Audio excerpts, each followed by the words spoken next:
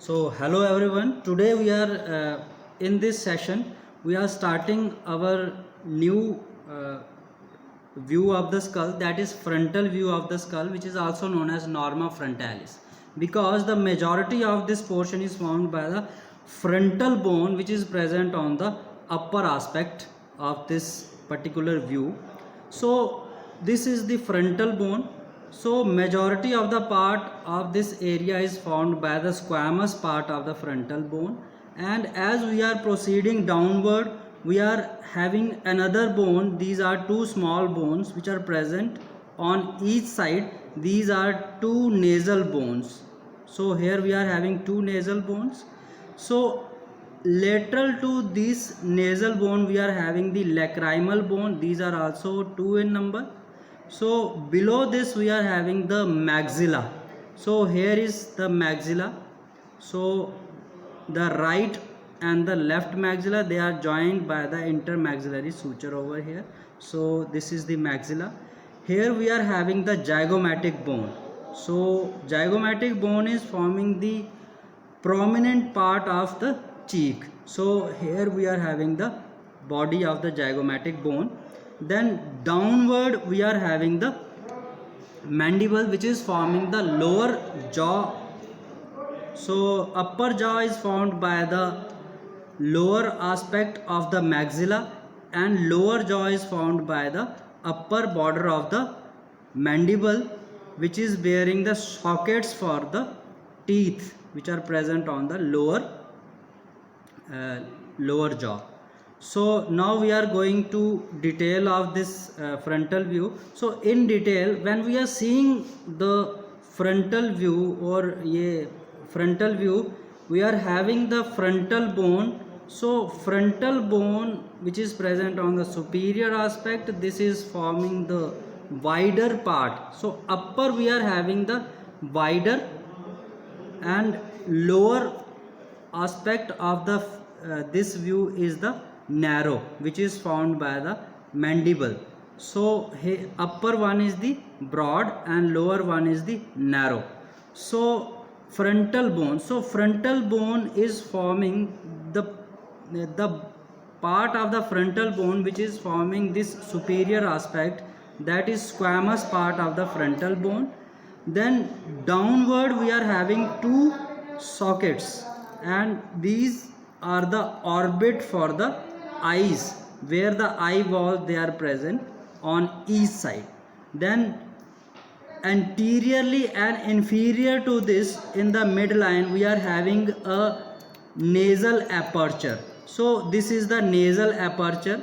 So nasal aperture is present here, which is pear like in shape, and down to this we are having the maxilla, and down to that we are having the mandible. So now we are having some features which are present, or some features which are present on the squamous part of the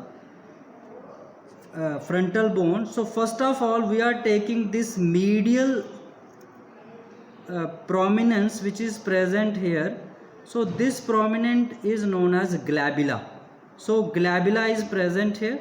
Then from glabella there are arising the lines which are moving lateral on each aspect. As they are moving lateral, they are fading away, and these are known as superciliary arcs. So as they are arc like in shape, so these are superciliary arch.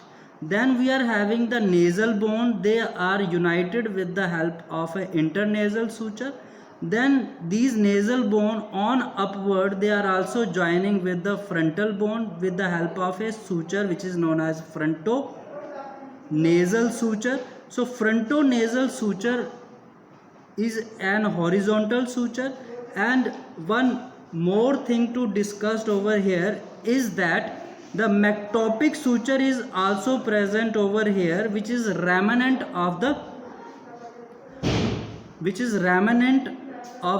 suture which is present on the right and the left half of the frontal bone during the embryological formation, during the embryologic life.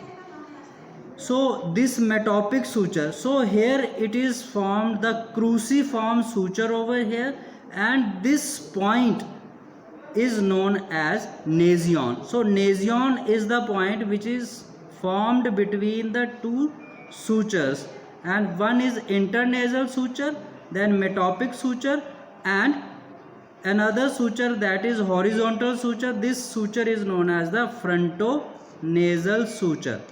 So here we are having the sutures, then we are having the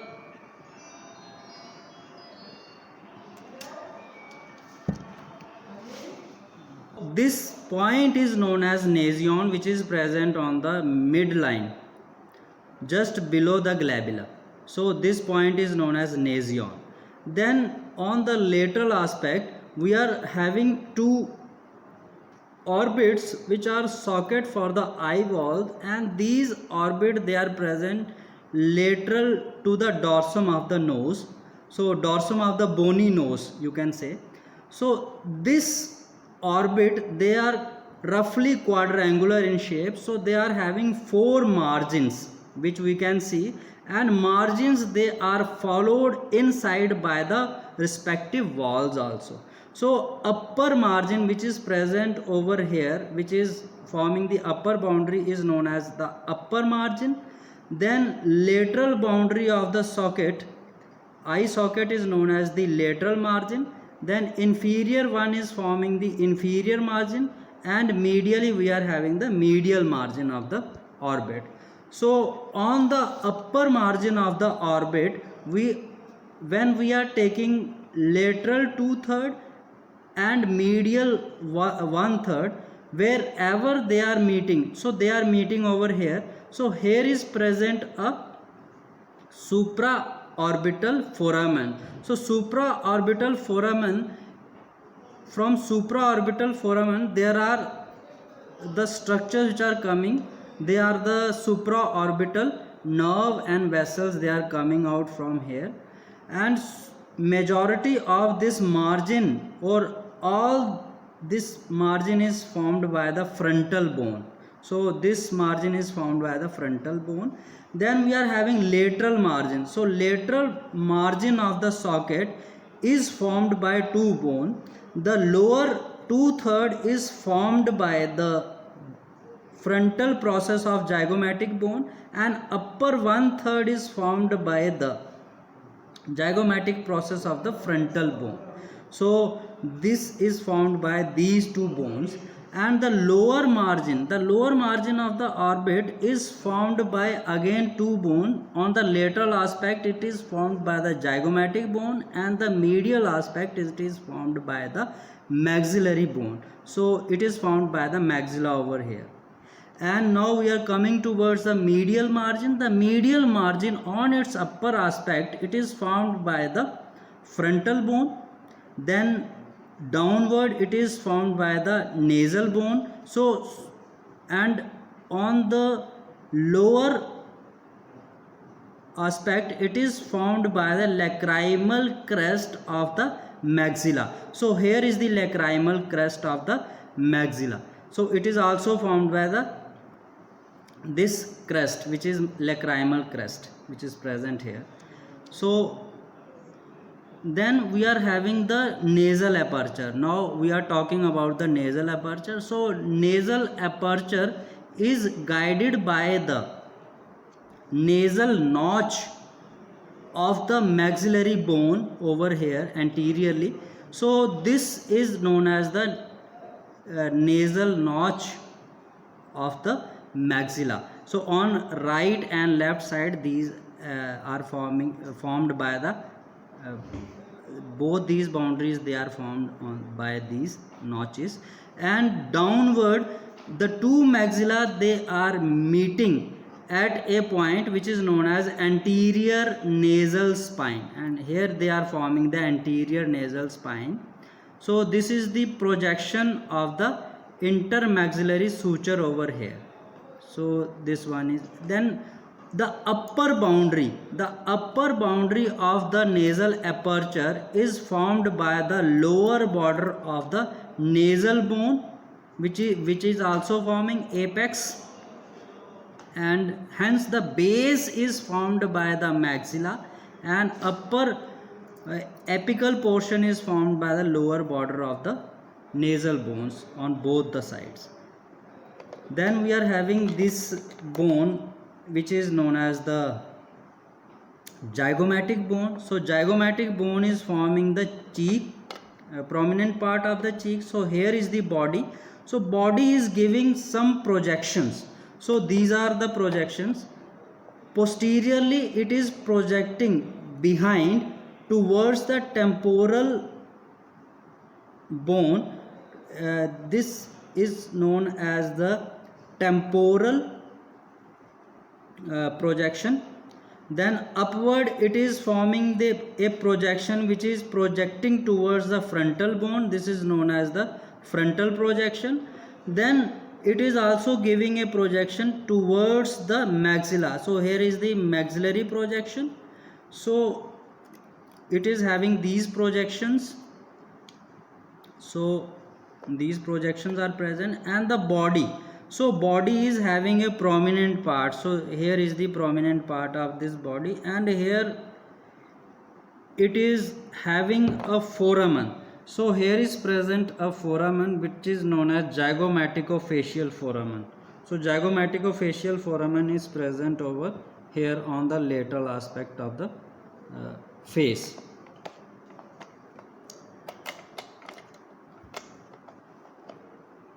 So this was the zygomatic bone. Then zygomatic bone is forming a suture which is seen in the frontal aspect, that is with the maxilla. So this suture is known as zygomatico-maxillary suture, which is present over here. So this is zygomatico-maxillary suture. So it is also forming a suture with the frontal process. So frontal process of the zygomatic bone is forming a suture between with the zygomatic process of the frontal bone. So this suture is known as zygomatico-frontal suture, which is obliquely present, and it can be feel over here on the lateral margin of the orbit. So it can be feel over here, it can be felt over here. So it is forming these sutures. Then maxilla. So maxilla is also having some processes which are projecting towards zygomatic. So here is the zygomatic process or zygomatic process of the maxilla. Then lower border is bearing sockets for the teeth, which is known as alveolar border also. So alveolar border is present downward projection of the maxilla. Then each maxilla is having upper process which is moving upward with the frontal bone. So this is known as frontal process of the zygomatic bone over here. So there is a frontal process, there is a zygomatic process, there is a maxillary process. So these processes, they are present, and at the center it is meeting with the other half through the suture, which is known as the intermaxillary suture. Now on the anterior aspect we are having some fossa over here. So here is the fossa which is known as the incisive fossa. So incisive fossa is present between the incisors. So here is present the incisive fossa, which is followed by a tubercle. So this tubercle is known as the canine tubercle, and canine tubercle is formed by the root of the canine and which is followed by again a fossa which is known as a canine fossa.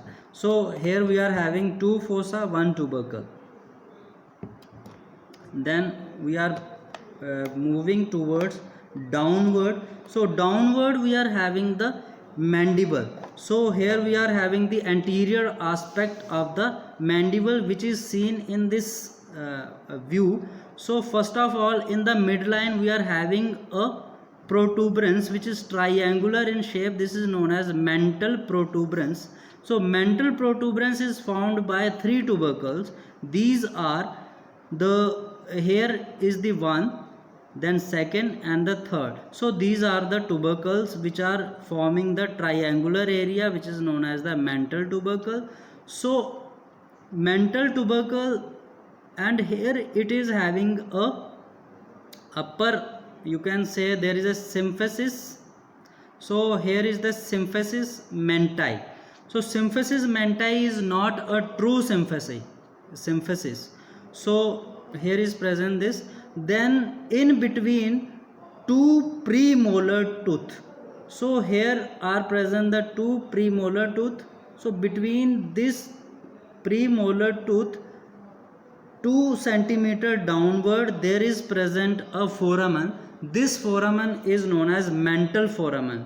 So here is the direction of the opening of the mental foramen, which is about 35 to 45 degree with the base of the mandible. So these are the main features. Then here we are having an oblique line. So here is the oblique line which is formed by the anterior border of the ramus, and it is running downward with the lateral tubercle of the mandible. So here is the this oblique line. Then here is the anterior aspect of the mandible, and upper border of the mandible is modified into the sockets. So it is also forming the alveolar arch, you can say, which is accommodating the root of the lower teeth. So now we are talking about some important features from above downward. So these features are, the first one, we are having the frontal tubercle which are present over here. So here are the frontal tubercles which are present. So these are the frontal tubercles which are lying above the superciliary arch. So these are the frontal tubercles. Then upper margin is bearing a foramen, that is the supraorbital foramen, which is accommodating same name, vessel and nerve.